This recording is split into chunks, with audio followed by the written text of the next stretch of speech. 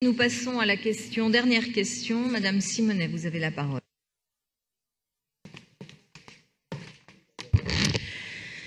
Madame la maire, en septembre dernier, je vous avais interpellé au sujet du décès de Madame Sabine Vaurhin, agente de nettoyage, qui se trouvait en situation de travail isolé dans une bibliothèque du 20e. Depuis, une réorganisation du travail a été opérée pour qu'il n'y ait plus de situation de travail isolé.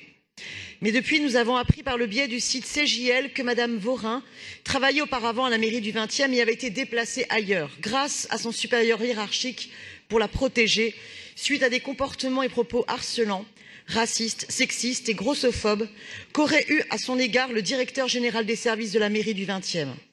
Dans le cadre de l'enquête du CHSCT, des témoignages auraient corroboré ces déclarations. Je n'ai pas été surprise. J'étais d'ores et déjà intervenue en 2014 au conseil d'arrondissement et en conseil de Paris, toujours via une question d'actualité concernant le harcèlement moral, sexuel, les discriminations racistes et la souffrance au travail liées au comportement de ce DGS. Je vous avais alerté. Mais vous m'avez répondu que tout allait bien, comme si la mairie de Paris et la mairie du 20e n'avaient strictement rien à se reprocher et que les dispositifs pour garantir aux agents la défense de leurs droits en toute sécurité étaient assurés. Depuis 10 ans en mairie du 20e, pour certains agents, c'est un calvaire, un cauchemar, des discriminations, des humiliations, des dépressions. Et personne ne peut dire « je ne savais pas ».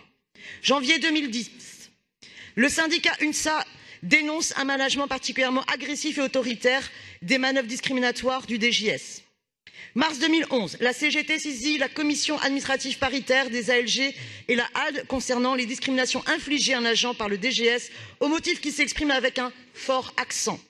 Mars 2012, une plainte est déposée au parquet pour harcèlement et agression sexuelle par un agent, soutenue par l'association AVFT contre le DGS de la mairie du 20e.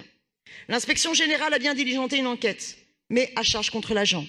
L'objet de la demande de la mission ordonnée d'investiguer sur les activités professionnelles annexes de l'agent en arrêt maladie alors que sa plainte faisait état de harcèlement sexuel, d'agression sexuelle et de harcèlement moral.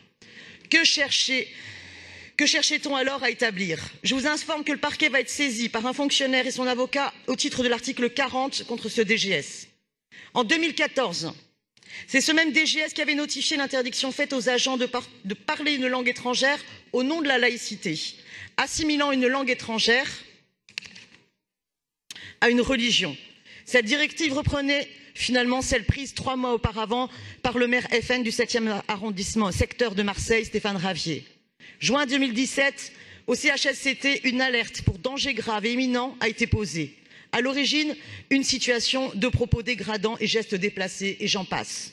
Il y a bien plus qu'un faisceau d'éléments graves et répétés qui devrait suffire à alerter la ville sur le fait que ces comportements du DGS ne sont pas admissibles. La peur doit changer de camp. Madame la maire, je vous ai envoyé copie de ma lettre à la maire du 20e, Frédéric Calandra, avec copie à Madame Bidard, à Madame Levieux, où je demande une enquête de l'inspection générale des services en mairie du 20e, et vous l'avez diligentée, et je remercie Madame Levieux de m'avoir tenu au courant. Je vous demande aujourd'hui qu'elle puisse se dérouler dans un cadre protecteur pour l'ensemble des agents, et que des garanties en ce sens leur soient accordées. Que le DGS soit suspendu de ses fonctions hors de la mairie du 20e tout au long de l'enquête, jusqu'à ce qu'elle puisse rendre ses conclusions. Mais je souhaite aussi qu'il y ait une autre enquête qui permette de comprendre pourquoi l'inspection, missionnée en 2014, a pu étouffer sous silence à ce point les problématiques à minima de souffrance au travail, de harcèlement moral et de discrimination mairie du 20e sous la responsabilité du DGS et que soit mise au clair toute la chaîne des responsabilités. Je vous remercie. Merci Madame. Je donne la parole à Madame Véronique Levieux pour vous répondre.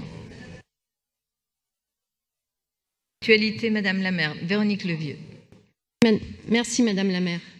Madame Simonet, chers collègues, la ville de Paris a été profondément émue par le décès de Madame Sabine Vaurhin, survenu le 17 octobre dernier à la bibliothèque Couronne dans le 20e. J'étais intervenue lors du précédent Conseil de Paris suite effectivement à une question d'actualité de votre part, Madame Simonet, pour vous apporter des éléments d'information précis à ce sujet. Je veux tout d'abord vous rappeler que dès le décès connu, la ville a agi en soutien, d'une part auprès de sa famille et d'autre part auprès des collègues de l'agent, par la présence de la ville lors des obsèques de la défunte, par une aide financière aux enfants pour la prise en charge des frais d'obsèques, par des échanges continus avec la famille. Je veux en cela saluer l'accompagnement de l'ensemble des services de la ville et notamment ceux de la DILT. Je me suis moi-même rendue rapidement à la mairie du 20e, peu après le décès, afin de rencontrer et d'échanger avec les collègues de Madame Vorin, avec lesquels nous avons partagé leur émotion qui était forte. La ville a pris ses responsabilités puisqu'à la suite de ce drame est saisie en ce sens par les organisations syndicales une enquête CHSCT conjointe pour les deux directions concernées, la direction des affaires culturelles et l'asile, a été lancée. L'objet de cette enquête est, je vous le rappelle, conformément aux prérogatives des CHSCT, de déterminer d'éventuels liens entre le décès et les conditions et l'environnement de travail de l'agent. Madame Simonet, il me paraît indispensable de rappeler que les deux sujets que vous avez abordés sont tout à fait distincts. Il y a d'un côté le drame que constitue le décès de Madame Vorin et de l'autre côté les accusations dont fait l'objet un cadre de la mairie du 20e arrondissement. S'agissant de ce dernier point, vous affirmez qu'une enquête de l'inspection générale conduite en 2014 aurait été étouffée, ce qui est faux. Il faut rappeler que cette enquête portait non seulement sur les accusations à l'encontre d'un cadre mis en cause, mais aussi sur les agissements de son accusateur.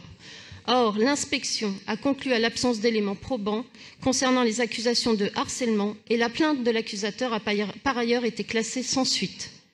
En ce qui concerne les faits récemment rapportés, je vous informe que dès que la ville a eu connaissance des accusations portées à l'encontre de ce cadre de la mairie du 20e, il a été décidé, compte tenu de leur gravité, de saisir l'inspection générale de la ville de Paris, dont l'indépendance et le professionnalisme ne sont pas à démontrer. Celle-ci a donc été chargée par la maire de Paris de mener sans délai une enquête dont les conclusions seront prononcées rapidement à son issue.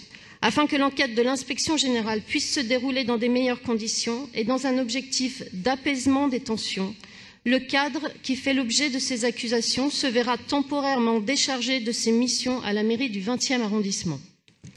Ce n'est qu'à la suite de cette enquête que la ville de Paris prendra toutes les décisions qui s'imposent. J'invite donc chacune et chacun à faire preuve de responsabilité et de mesure dans ce dossier. À ce titre, je tiens à dénoncer formellement tous les procédés qui visent à jeter en pâture sur Internet ou des réseaux sociaux des agents de la ville de Paris nommés ou identifiés. À l'image de l'état d'esprit de la famille de Madame Vorin, qui est désireuse de vérité, mais dans le calme, je nous invite encore une fois, au nom de la responsabilité que nous devons aux agents de la ville, de respecter ce cadre de travail. Je vous remercie. Merci infiniment pour cette réponse. Madame Simonet.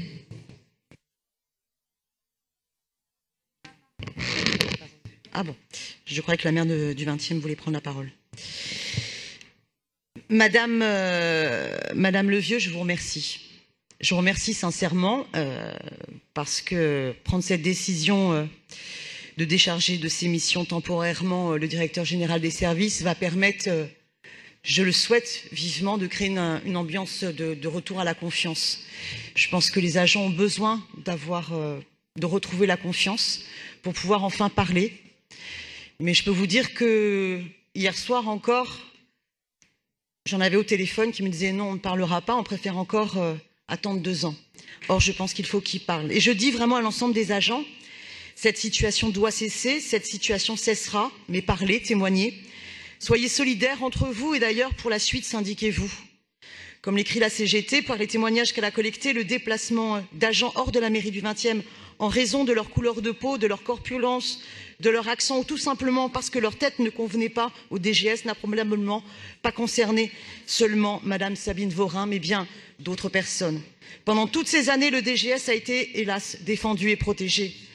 Et je vous assure qu'il y a un véritable problème. J'ai mis le sujet sur la table en 2014, dans une question d'actualité que je vous demande à toutes et à tous de relire. Or, il ne s'est rien passé depuis 2014, depuis cette question d'actualité, où tous les termes sont toujours autant d'actualité. Maintenant, il faut que ça change. D'ailleurs, je souhaite le dire aussi à Madame Bidard. Quelles sont les actions que vous avez engagées alors que le problème des discriminations avait été soulevé? Je ne crois pas qu'il y ait eu des actions spécifiques dans cette mairie du 20e. Il est vraiment essentiel, par ailleurs, de repenser par la suite, de fond en comble, un autre dispositif qui soit garant des préventions des risques psychosociaux, qui mette réellement en confiance les agents pour qu'ils puissent alerter en cas de maltraitance et de harcèlement et de discrimination. Sachez par ailleurs que concernant le dossier Là, il pénal, faut conclure, et je Madame terminerai, Simonet, vous en avez terminé 2017, votre temps de parole. c'est constitué partie civile et un juge d'instruction est désigné. Donc je peux vous dire que la procédure concernant Madame un autre cas va Simonet, bien se vous avez poursuivre. Je vous terminé remercie. votre temps de parole. Moi, j'invite chacun à ne pas instrumentaliser et reprenez mot pour mot la réponse de Madame Levieux et je vous assure que ça sera beaucoup plus serein et beaucoup plus respectueux, y compris du rôle qui doit être le nôtre en tant qu'élus. Bien sûr, dénoncer, enquêter, sanctionner s'il le faut, mais ne pas instrumentaliser. Je crois que lorsque nous sortons de ce cadre-là, nous commettons nous-mêmes des fautes et des fautes coupables vis-à-vis, y compris des agents de la ville de Paris. Et moi, je ne laisserai pas, et je suis extrêmement choquée, effectivement, de voir que des agents sont en pâture sur les réseaux sociaux et qui, aujourd'hui, subissent aussi des agressions et des violences qui ne sont pas acceptables. Donc, que les élus ici fassent leur travail d'élus et que nous laissions l'inspection générale enquêter et nous faire les propositions qu'elle devra faire et que nous suivrons évidemment comme nous l'avons toujours fait. S'il y a une collectivité qui est respectueuse des droits et qui a mis en place des process justement pour empêcher les discriminations et les abus de pouvoir à l'intérieur de cette organisation, c'est bien la ville de Paris. Et maintenant, nous en avons terminé avec les questions d'actualité.